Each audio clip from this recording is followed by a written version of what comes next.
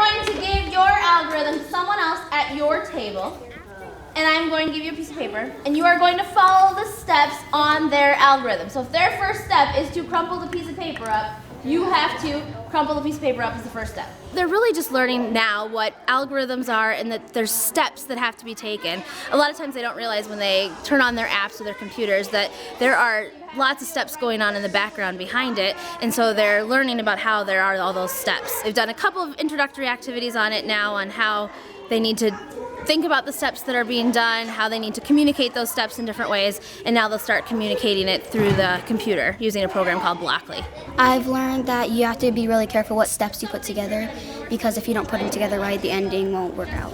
You can't just tell a computer to make an airplane.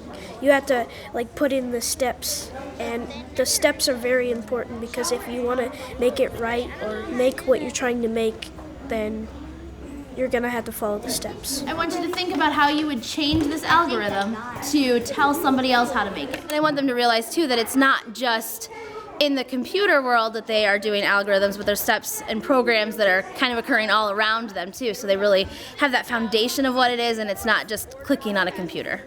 The problem with coding, and for a lot of our students, is that they see it as only a boys kind of thing. And so by starting them younger, they can see that it's for girls and for everybody. And a lot of times kids kind of get the defeated attitude when they get older that they can't do something. Whereas when they start now, this young, I've even got my kindergartners started on it, they can see that they can do it and they can understand computers and computer science. And it will just help them as they carry through to really understand computers better.